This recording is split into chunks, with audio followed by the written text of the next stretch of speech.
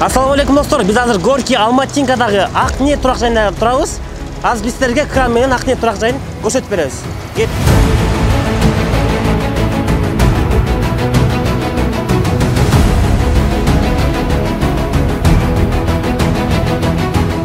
Ақниет тұрақ жайы өсө көргөндө көрдүңүздөр, уже 10 этаж полный бүткөн, кирпичный кладка уже 7-8 этажга келип атат. Бул коммуникация боюнча бүт центральный коммуникация. Жо, түшпей, коркпой мен. Нормально, дарат бар.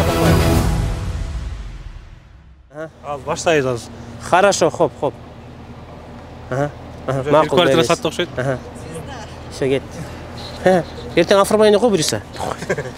Ассаламу алейкум достор. Азыр биз Горький Алматинкадагы Ақниет турак жайына келдик. Бул команда менен. Азыр команда менен силерге жалпы Ақниет тууралуу жөнүндө жалпы эле маалымат берип кетебиз. Кеттик достор. Бактияр, Бекзат, Байбек биздин кен директор. Ушу Ақниет турак жайынын эң башкы прорабы Толкунай, Динара жана Тимирлан. Азыр болсо биз ушу Ақниет турак жайынын башкы прорабынын жөнүндө маалымат алалы. Аты Бекмат байке. Бекмат байке. Ушу Ақниет объект тууралуу жалпы маалымат берип кетсеңиз. Кандай блок, канча блок, негизи кандай курулат ошол тууралуу? Бүгүнкү күндө азыр монолитный железобетонный каркас, кирпичный кладка, стеналар. Андан кийин кровля, крыша жүрүп атат бүгүнкү күндө жумуш. Өзүңүздөр көргөндөй жумуш бүт баардык тармакта да жүрүп жатат. Бул комплексте биз 2021 майда каталан казып баштаганбыз. Буйруса 2024 күз айлары ПСО деп пландап жатабыз, буйруса. Өзүлөрдү беребиз буйруса. Буйруса. Негизинен фундамент, монолитный ленточный фундамент. Андан кийин подпорный стена кетет, анан колонна, железобетонный колонна, монолитный. Регель перекрытие балкой, лестница бардыгы железобетонный монолит.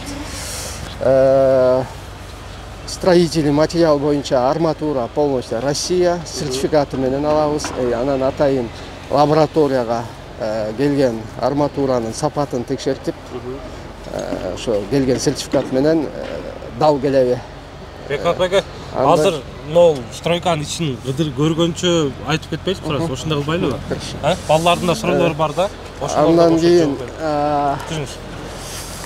Бияк менен киребиз, бияк менен кирели.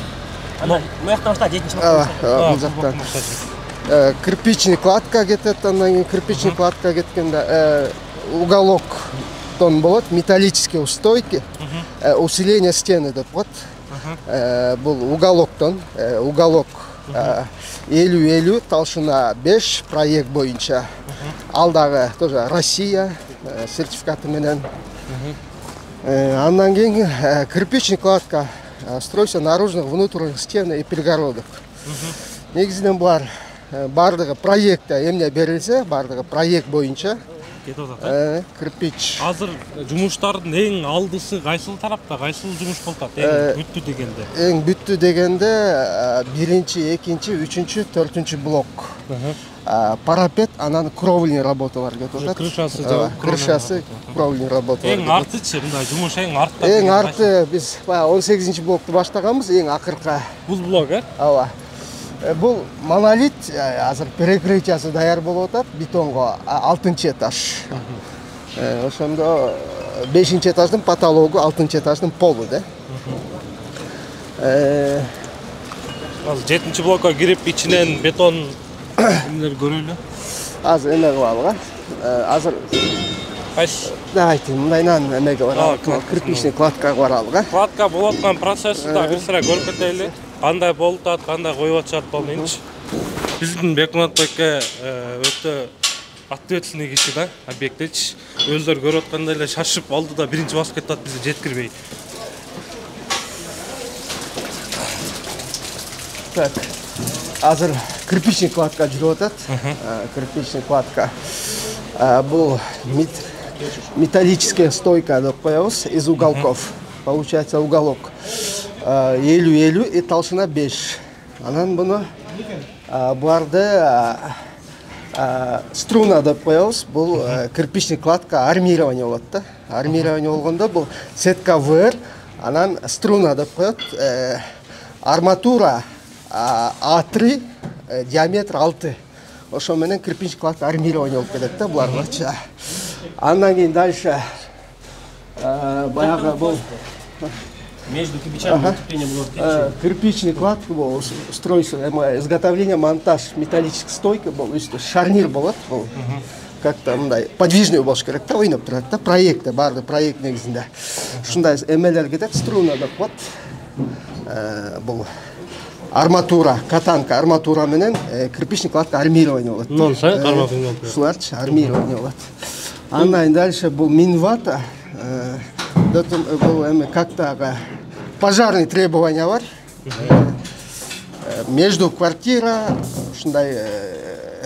минвата коюлат, минвата, шум изоляция болот и требования пожарника болот, пожарный требования бар. Проекте был бар да. Наружный стенага базалит менен эме кылып кетебиз. Эки кирпичтин ортосуна утепление кылып кетебиз атайын. Базалиттин толщинасы канча бул жерде? Бул 10 сантиметр, 5-5'ten 10 сантиметр утепление. Плотность базалит 70 да. Ана между блоками эме болбойт да, фасад жасалбайт да. А утепление ошентип эки кирпичтин ортосунда болот да. Анан тартып болот эмесин карап. Анан сетка VR колдонобуз, каждый 5 ряд сайын. Ушундай сетка VR бул проектиде берилген, 5 VR болуп айтылат да. 5 VR болуп айтылат. Бул общий комплекске канча кирпич кеткен? Канча кирпич кетет проект боюнча? 9 миллиондай кирпич кетет. Общий комплекске. Биринчи коммерческий этаждан баштап парапетке чейин 9 миллиондай кирпич кетет. 9 миллион. Ошо монолитный железобетонный колонна, рыгель, перекрытие с балкой. Буга 350 марка бетон, проектте берилген. Б25 берилген. Жана сиз проектте стажыңыз канча именно строительство жүргөнүнө канча жыл болду жүргөнүңүз? Меники 10 жыл. 10 жылдан ашык. 10 жылдан ашык. Буга чейин кайсы жерлерде иштедиңиз эле? Буга чейин мен негизи рабочий болуп баштагам. Как положено, арматурщик болуп, бетонщик болуп. Андан кийин Россияга барып иштегем, как мастер болуп иштегем ал жактан. Проект менен контроль качества, перенос отметка жанагындай нивелер менен. Андан кийин Прогресс строй деген строительный компанияда иштедим. Ал деген эме мамлекеттик тендерден жумуш алып иштечик, кичинекей мектеп, ремонт, анан административный офисный помещенияларды курмай. 10 жылдан бери стройкада экенсиз. Андан кийин Кыргыз Каганат, Остопрак, анан бул жас строй. Эми негизи проектте эмне берилсе, биз ошону кылабыз. Проекттен отклонение кыла албайбыз, ага эч кандай укугубуз жок. Проектте эмне берилсе, ошо проект боюнча кылабыз. Анан проектте түшүнбөстүктөр болсо, авторский надзор деген бар, проектти атайын проектный институттан авторский надзор, технадзор деген бар. Алар менен совместно баарыбыз чогуу кеңешип, анан бир чечим кабыл алабыз да. Срок боюнча объект башталганына качан башталды, сдачасы качан, кандай жардам тасынат? 2021 майда котлован башталган аркы биринчи блоктон. Бардыгын биз параллельно куруп жатабыз. Буюрса күз 2024 күз айлары деп жатабыз. Буюрса, Кудай буюрса, ошо подписоо депчи. Комплекс 2021-22-нин эң чоң Бишкек боюнча эң чоң комплекстердин бири болчу, туурабы? 23 кайра эле өзүнүн компанияда Олокон чыкты, эң чоң Кыргызстандагы комплекстер болчу. Буга чейин Актниет комплекс болчу. Объем жумуштары көрүп атасыңар өзүңөр. Да монтаждан да кошпалар көрсөтөт да ошончочу. Плюс дагы сизге суроо, именно биздин иштеп аткан команданын кандай бир өзгөчөлүктөрү бар, башка компания менен салыштырганда, башка жерде иштегендер? Эми биз баарыбыз эле прорабтар стройкага биринчи очередь качество, курулушка биринчи очередь сапат. Кандай болгон күндө дагы биз проекттен эч кандай эч жака чыга албайбыз. Ошону требуйт этебиз заказчиктен, ушундай керек бизге, ушуну алып кел бер снабжениядан. бардыгы аткарылып жатат. Бардыгы эч кандай проекттен эч жака биз кача албайбыз. Качество дедиңиз, качество нол комплекс кандай жиберет качество? Буйрулса жакшы, проектте 8 балл берилген. Проектте эмне болсо ошонун баарын коебуз. Мисалы, при бетонировании обязательно авторга көрсөтөбүз, обязательно технадзорго көрсөтөбүз. Ага чейин мастер балдар бүт текшерип турат. Өзүм чыгып карап текшеремин. Бардыгы проекттеги арматура кайсы диаметр, кайсы жерде ордунда турабы, анан бардыгы текшерилип, анан мен акскрых работы деп жазам. Ошо завершение работы, акскрых работы жазам. Анан автор кол коет, мен өзүм кол коем, технадзор кол коет, анан автор кол коет. Анан биз бетон алабыз да. Бетон алабыз. Бекман байке, сизге суроо жок. Чоң рахмат. Рахмат. Келип туруңуздар. Келип туруңуздар. Азыр комплекс боюнча биз ценаларын, эң важный акча жагын билебиз. Ким айтат акча жагын? Бул жак 2021 качадан кеткен, канчадан болгон? Ушук көпөкөч. Ушинте биле тарта албайсың, Саламатсыздарбы, урматтуу көрүүчүлөр, биз азыр учурда Горький Алматинка кентиндеги Акниет турак-жай комплексинде турабыз. Бул комплексибиз 2021 жылдын май айларында старт алган, сатууга чыккан. Бул жакта баштапкы шарттары болсо, баштапкы төлөмсүз, пайызсыз 5 жылга бөлүп шарты менен метр квадраттын баасы $550 сатка чыккан. Азыр жалпы комплекс боюнча да маалымат бере кетели. Бул объектибиз жалпысынан 3 гектар участокко салынып атат. 10 этаждан турат, 19 блоктон турат. Жалпы 1300 квартира бар. Бул жакта биринчи этаждары под бизнес берилет, коммерческий помещение болот полностью. Анан 2ден баштап жилой помещение болуп кетет. Объектинин өзүнүн собственный 2 детский садиги бар. Территориясында участок кызыл китеп менен, отоплениясы центральный, анан бүт коммуникациясы дагы центральный болот бул жакта. Анда бизге Динара эже азыркы учурдагы бааларын тааныштырып кетсин. Толкун эже. Толкунданба, толкунай. Анда бизге Толкун эже дальше азыркы учурдагы баалары канчадан болуп атат, канча убакытка рассрочка берилип атат, же кандай толук төлөм менен берилип атабы? Баалардын айырмасы. Завтра начнут клиенты писать. Азыркы учурда бизде бул жерде 1-2-3 комната квартираларда накталай төлөмгө алсаңар болот. Буга чейин 1300 квартиранын ичинен бир 400 квартира баштапкы төлөмү жок. Бактар айткандай 550 1 метр квадраттын баасы $550 тегерегинде кеткен. Ал кезде курс дагы ылдый болчу. Биз сом менен договор түзгөндүктөн ошол график, мисалы, ошондо төлөп аткан акчаларды сумманы деле азыркы учурда ошол эле сумманы төлөшөт биздин кардараларыбыз. Бул жерде коммуникациялардын бардыгы центральный, документтердин бардыгы кызыл китеп, ИТУ, АПУ, теплосеттен келген документтердин бардыгы бизде бар. Дагы Акниет тууралуу көбүрөөк маалыматты азыр Темирлан көрөбүз, Ке, Темирлан мырза. Бул жак, Барыңыздарга ассаламу алейкум. Сиздер менен Темирлан. Азыр сиздерге биздин тажрыйбалуу менеджерлерибиз, адистерибиз, прорабыбыз бүт жалпак тилде түшүндүрүп кетти. Ар бириңиздерге түшүнүктүү болуш үчүн бул Акниет турак жайыбыз, коллегаларым айтып кеткендей, убагында 2 жыл мурун $550 тегерегинен башталган. Биринчиде анда $курс кичине башкачараак болчу. Азыркы учурда $750-800 болуп атат. Өзүңүздөр көрсөңүздөр, азыр еще накталай төлөмгө. Башында 5% рассрочка бергенбиз $550. Өзүңүздөр байкап көрсөңүздөр, ортодо $200 айырма болуп атат. Бул эми инвестиция жагынан караганда плюс-минус болот да.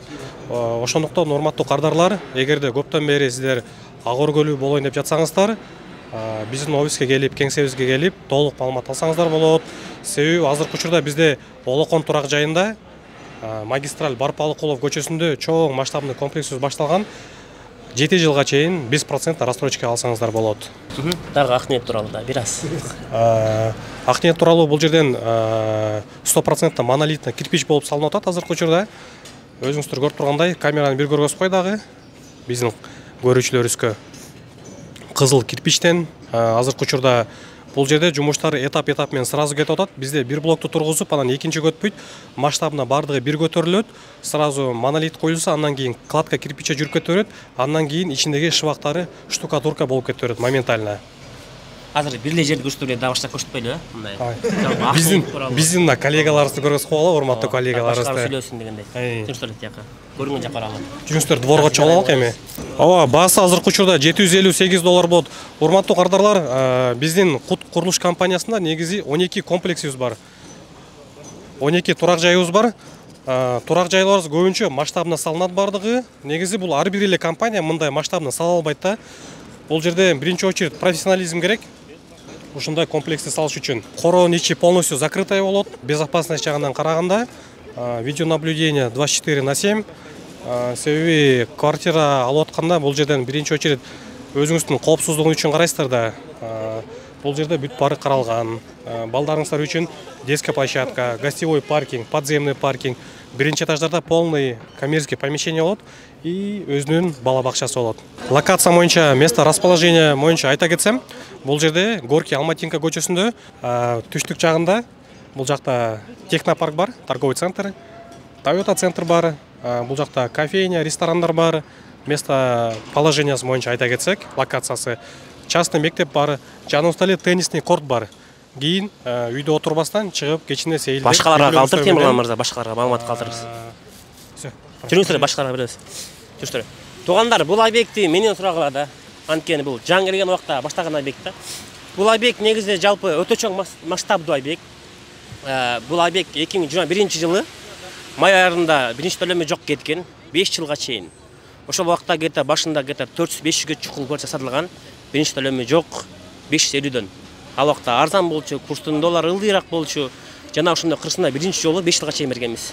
Жүрүңүздөр басканча башка объекттерди таныштырып кетебиз. Бекболот, мен сага суроо бере кетейин. Сен ак ниет башталгандан баштап иштеп атпайсыңбы? Ооба. Бул жерде мисалы определенно эле без носа келип же какой-то сумманы берип бир этажды тандап алчу эле же каалаганын келип кардар алчу эле? Бул жакта биз башында объект баштагандачы, ушул блокто канча 19 блок барбы? Ошол 19 блоктун баарын бергенбиз да. Бардыгын. Клиенттер баары тандап алган. Мен мону алам деп полун тандап алган. Биз машалла. Талабына койгонбуз да. Сонун. Ана эмесе жүрүңүздөр. Бекзат аке, келиң сүйлөп коюң. Биздин сулуу, улуу, татынакай, бакыракай, бою 1.90, бойдок. Сүйлөп койсун. Акырынча сүйлөгөн өтөр, уялбай эле. Саламатсыңарбы, урматтуу биздин көрүүчүлөр, кардарлар. Айпаңба. Биздин эми бул объект, ак ниет объектибиздин өзгөчөлүгү мен билгеним бул доступность. Бардык элге доступный да. Бул жерде деген мисалы ошол эле айтып атканда 2021-жылы без вноса $550 сатылган. Жөнөкөй адам, жөнөкөй иштеген ошол таксист адамдар дагы же болбосо мындай эле мугалим адамдар да келип ала алат. Ошол эле учурда бизнесмендер, чоң жумушта иштегендер, көп акчалуулар дагы бул жерден квартира алып жашай алат да. Эң өзгөчөлүгү ошол доступность. Жаман кыскасың го өзүң узун болгону менен, Негизи азыркы Кыргызстанда негизи квартира алыш азыркы учурда бир топ эле оор. Ошол себептен биздин компаниябыз, Кут курулуш компаниясы максимально жеңилдик кылып берип атат. Башчыбыз Сулайманов Жомарт карапайым элге, кыргызстандык жарандарга жакшы сунуш менен 7 жылдык баштапкы төлөмү максимально минимальный менен квартира алсаңыздар болот. Мынакей азыр ак ниет турак-жай комплекси комфорт плюс класстагы объект болгондуктан бул жакта обязательно вентиляционная система да болуш керек. Өзүңүздөр көрүп тургандай мол ошол именно дымоходдун шахтасынын короптору, молда аварийный так дымоход. Ава бул жерде как раз өзү мастер бар экен. Кененирээк айтып берсин. Ассаламу алейкум байке. Ак ниет турак-жай комплексинен батирия алган кардарларга биз бул жерден ак ниет турак-жай комплексинин ички жагын көрсөтөлү деп атабыз да. Ошол сиз азыр могул вентиляционный система боюнча иштейсиз да. Ошол боюнча кененирээк маалымат берип коесузбу? Кайсыл материалдан жасалат, кандай системалар жүрүп атат? Атыңызды айтып, атыңыз ким болот байке? Менин атым Бактияр. Менин атым да Бактияр, экөөбүз адаш экенбиз. Микрофон кармап алсаңыз болот. Бул вентиляциянын неме шахталары бул түз чыгып кеткен российский немеден болот, листтен болот. Анан калыны 0.5 и 0.7 болот. Эң неме жукасы. Эми диаметри 0.7. Жок, булар бирлик. Бир. Уже пожарныйдики бул. Пожарныйдики бул. Формасы башкача экен, Формасы башкача. Бул парковканыкы, парковкага коюлат. Все, түшүнүктүү. Ошондой.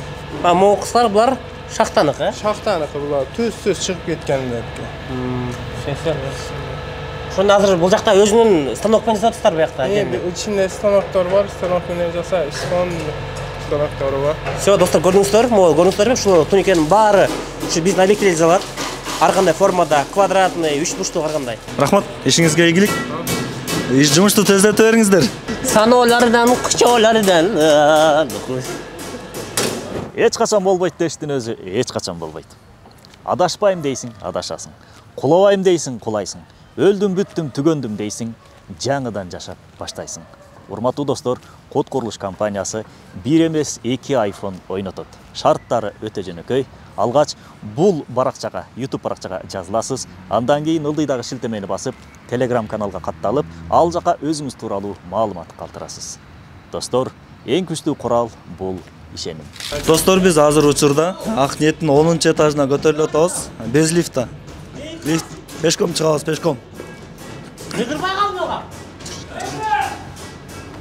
Кыйгырба! Не кыйгырасың? Биз чындык сүйлөйбүз, тарт. Достор, бул Ак Ниет турак жайы. Азыр биз 7-блоктобуз. 7-блоктун 3-чү этаж. Бул жак лифттин орду. Мына, жана биз айттык го. Мына могуларда. Көрсөтөрбү? Бекматов биздин айымдар 2 бөлмөлүү квартиранын ишин көрсөтсүн, Хорошо. Динар жемет оттон. Азыр ушу Ак Ниет турак жайындагы 7-блоктогу 2 бөлмөлүү батирди Динар айым менен Токмай айым көрсөтүп берет. Кеттик. Саламатсыздарбы? Мен атым Динара. Мен өзү башында Код курулуш компанияга келгенде клиент болчумун.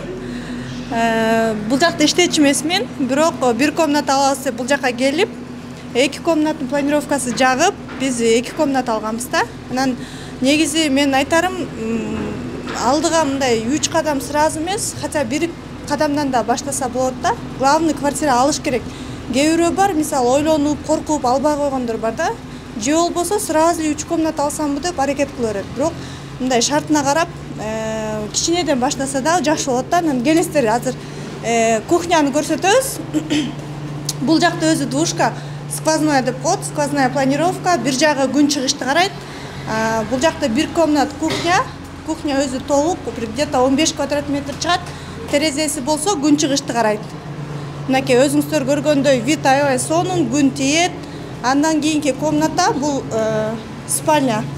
Так, биринчи бул спальняны көрсөтөлү да жүрсөңүз, эме себеби бул жакта азыр күн тиеп атат да как раз. Спальня бул балалуу семьяга аябай ыңгайлуу, потому что отдельно спальня болот, отдельно гостиный комнатаңыз, кухняңыз өзүнчө болот. Бул жакта өзүңүздөр көрүп аткандай азыр закат күн кирип атат, прям сонун вид сонун көрүнүп атат. Күн тийбей калат деп ойлонбой эле койсоңуздар болот, себеби нар жактан 2 комнатаңыздарга күн тиет, күн батып атканда спальный комнатага тоже күн тиет. Азыр как раз штукатурка жүрүп тур, бул жак бир аз темныйраак көрүнүп атат, себеби пока кургай элек. Кош келиңиздер, саламатсызбы? Штукатурка бул жерде бүттү. Трубалар кирип, стяжка коюлат. Терезелери, эшиктери коюлгандан кийин уже бул жерге Кудайым буйруса бизден алган картарларыбыз келип, ремонтун жасап, кирип жашаса болот. Азыркы учурда бул планировка кире бериши 10-11 метр квадраттын тегерегинде чыгат. 2 өзүнчө биздин санузел. Андан сырткары бул жерге киргенде 17 метр квадраттын тегерегиндеги зал. Терезелери стандартный эмес. Аябай жакшы размерде. 1.8 ке 1.8 примерно чыгат. Бул жагы дагы экотан күн тарапка чыгат. Асан! Жүр тамак ич. Көбүнчө 2 комнатуу квартиралардын жок дегенде бир терезеси өзүнүн коросуна чыгат. Бул жерде мисалы үй бүлөлүү адамдарга өтө жакшы. Балдары биздики охраняемая территория болот да. Балдары мисалы эшикке чыгып ойносо дагы ата-энеси терезеден карап, Бек болот чакырат балдарын. Карап турса болот. Өтө жакшы. Мен балам жокмун, үйлөнөм. Кайсы балам? Азыркы учурда полдон баштап потолокко чейин 3 метр. Бул квартира карашвак болуп берилет. Дуалдары штукатурка болгон, трубалары толук өткөн, стяжка болот полдору. кире беришинде электромонтаж кире беришке чейин бүтөт. Бардыгы бүткөндөн кийин терезелери коюлат, профилдер, андан кийин эшиктери коюлат. Кудайым буйрса, эмки жылдын күз айларында биздин кардарларыбыз келип, ремонт кылып, уже жашап башташат. Кет достор, азыр бул жак жаңы эле шыбак болду. Мына көргөндөй. Свежий шыбак, мына көрсөңүз даже топуракка түшүп атат. Шыбак чытанат го. Жатып алсамбы? Бул өзү 5-блок могул жерде турган. Анан өзүңүздөр көргөндөй, бул жактын планировкасы аябай ыңгайлуу. Детская площадкасы бар. Анан ошол 5-блоктун 1-этажы садик болот. Бул аябай үй-бүлөгө аябай удобный да, потому что азыр көбүнчөсү ата-эне бүт иштейт да, анан балдарын 1 саат жолдо пробка, 1 саат башка жака алып барбай эле, прям үйдүн жанына садикке таштайт. Анан бул жакта эмнеси жакшы еще курстар аябай көп. Мисалы, могул жерде эле өзүңүздөр көргөндөй, теннисная академия бар, ошол жака да балдарын после школа берсе болот. И Алматинка көчөсүндө дагы креатив талим деген частный школа бар.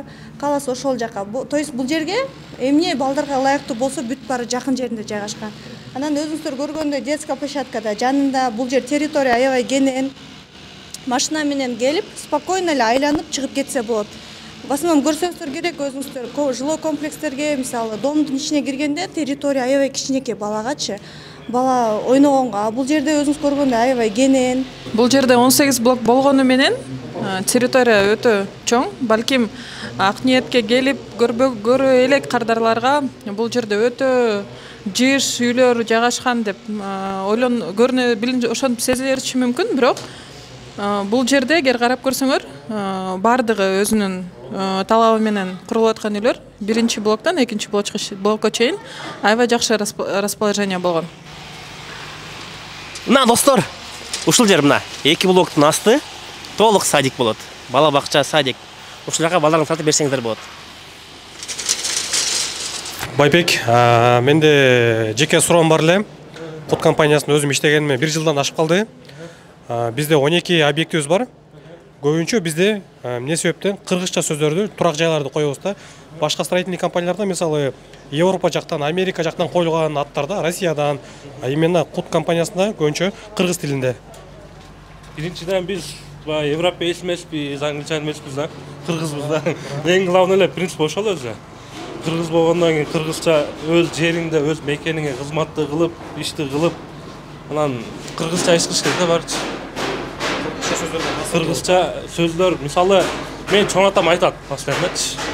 Орусча сүйлөп же бир орусча сөздөрүн аралаштырам да, мен дагы делечи. Өзүм орускасын окугам да. Анан орусча аралаштырам.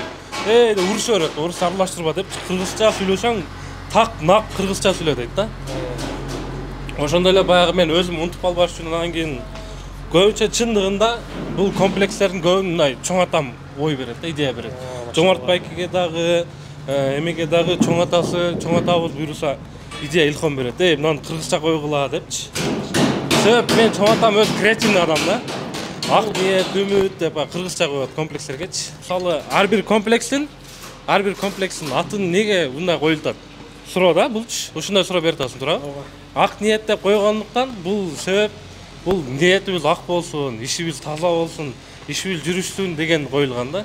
Бул жактан биздин дагы, биякта жашагандардын дагы. Бул жактан байкасаңар, менеджер өзүңөр деле билесиңер, бул жакта көп балалар алган, көбүнчөчү. Семейный адамдар көп алган да бияктачы. Молодежь эмес, уже туруктулуп бай эме болуп алган эмес да, көбүнчөчү. Орто жашагандар, бир 2-3 минимум болбодо 2-3 баласы барлар алган да бияктачы. Анан башка комплекстерди салыштырмалуу биз кандай ат койсок, ошол атка жараша тартылып келген адамдар бар. Бул биздин генеральный директорубуз, код курулуш компаниясы Акылбек уулу Байбек. Азыр жок, эми генеральный директор болуш үчүн не обязательно костюм кийиш керек, дорогой кийим. Бул жерден кийимден биринчи очередь баалабаш керек го дейм. А так жасаган жумуштар абдан чоң мунуку. Көбү билбейт, на самом деле абдан чоң. Рахмат өлө. Адам уялтасыңар өзлөр. Достор, жана айтып кеттик го, бул жакта башында биринчи төлөмө жок, 5 жылга чейин кеткен депчи. Баасы 550 болчу да. Азыр эле ушул объекттин баасы 750-800 да. Ошол убактагы жанагы 550ден алып аткан клиенттер ойлонуп, кымбат го деген клиенттер азыр биздин башка объекттерден алып атат да. Ал жакта 900дөн болуп атат да. Ошол үчүн эч качан ойлонбоңуздар, мына объект уже бүтүп атат. Негизи курулуш компаниясында иштегендер аябай мындай бул жашоодо удачный деп коебу десем да болот да, потому что ар бир адам өзүнүн ниетин оңдош керек да. Анан мисалы мен өзүм медсестрамын да, специм. Медсестра болгондо бизге акча табуу үчүн эми акча табуу менен көп нерселерге жетсе болот. Анан акча табыш үчүн бизге уколго чакырыш керек болот. Ошондой эле врачтар дагы акча табыш үчүн, жакшы машина алыш үчүн, жакшы үйдө жашаш үчүн алар дагы адам ооруганда анан акча түшөт да, ошону аяктырып анан.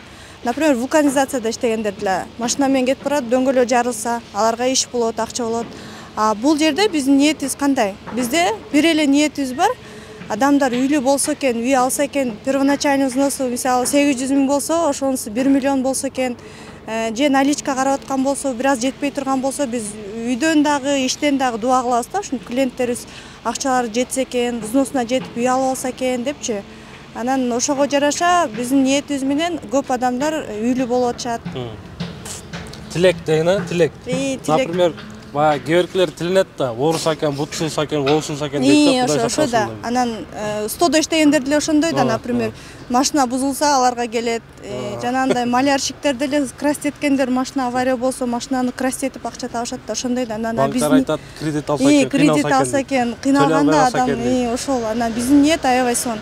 Негизи айтып коет го, мисалы дом, үй деген турушу эмне, мисалы монолит менен кирпичтен куралат го, а бирок үйдүн турушу, негизги турушу бул үмүт, анан кыял да, кыял менен.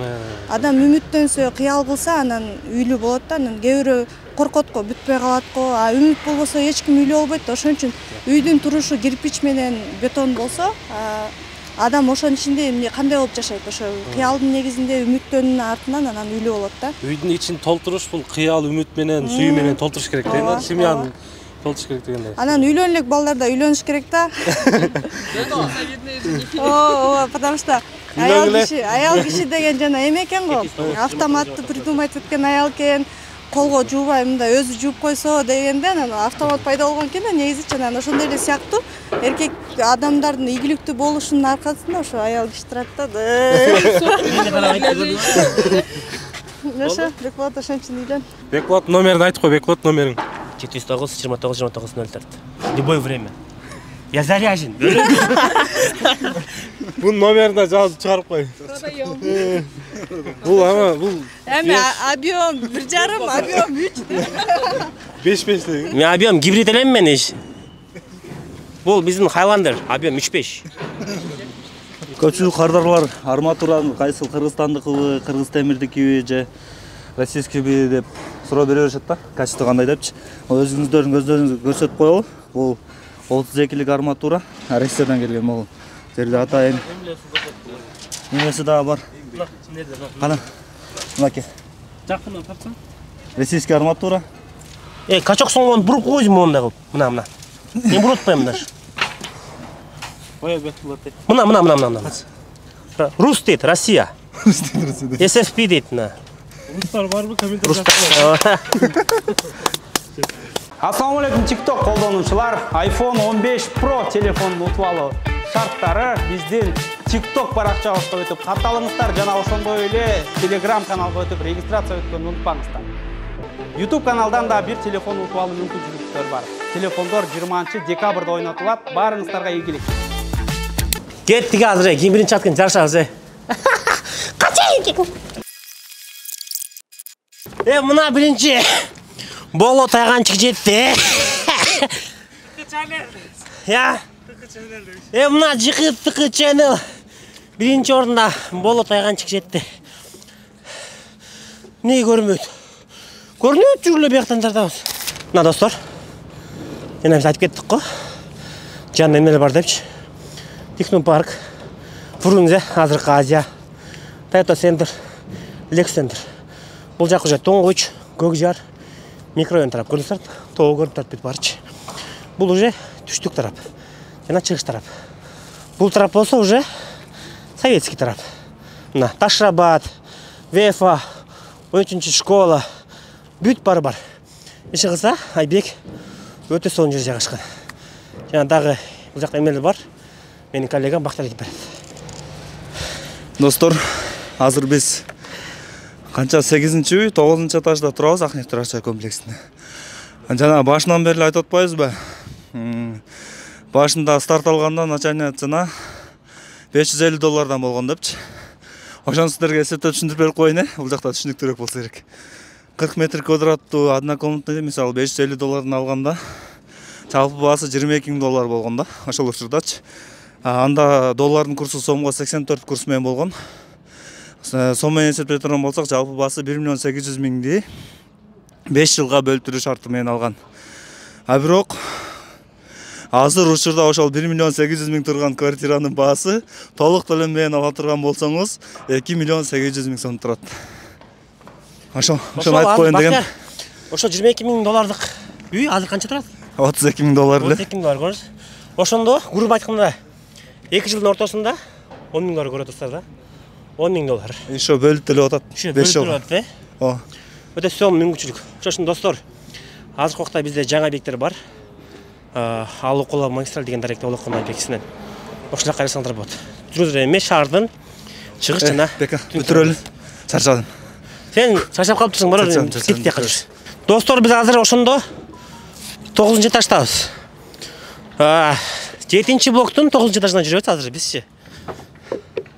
Бул жак биздин 6-чы блок, 5-чи блок уже көрүңүздөр. Толук уже кирпич бүткөн. Уже 11-чи этаж десек болот. Техник этаждын уже кирпичи коюлат, көрдүңүздөрбү? Толук турду. Ошон үчүн достор, жана айтып коет го. 10-чы этаж десе, акыркы этаж экен, суу өтөт депчи. Эч катуу болбоңуздар. 10-чы каттын үстүндө дагы этаж бар. Ошондуктан вообще качалат болбоңуздар. Кеттик. Бул эми шаардын түндүк тарабы. Бул жак шаарга өзүнчө вид көрүнөт мына. Бул жак мына. Бул жакка веса кетсеңиздер болот. Юг-2 борбор тарапка, центр тарапка. Бул жак уже түндүк тарап. Эч кылса биздин объект сол жерде жайгашкан. Ак Ниет атыдагы Ак Ниет болсун деп атын Ак Ниет койгонбуз. Ак Ниет турак-жайдын көрсөтө турган бүт нерсени көрсөттүк деп ойлойм. Эгер сиздерде суроолоруңуздар калса, комменттерге жазыңыздар, жана биздин видеону бөлүшкөнү унутпаңыздар, жана лайк коюп коюңуздар. Ооба. Жана видеону аягына чейин көрүңүздөр. Балким ушул объектте биз айтылбаган, балким калып кетти маалыматтар турабы? Ошону жазып кетиңиздер. Ошолорго биз силерге жалпылай маалымат беребиз. Да, Омин. Мето эке. Бул видео акыр болуп атса, видеону акырына чейин көргүлө дейсиз. Эми көрөт да эмне? Машина керек болчу.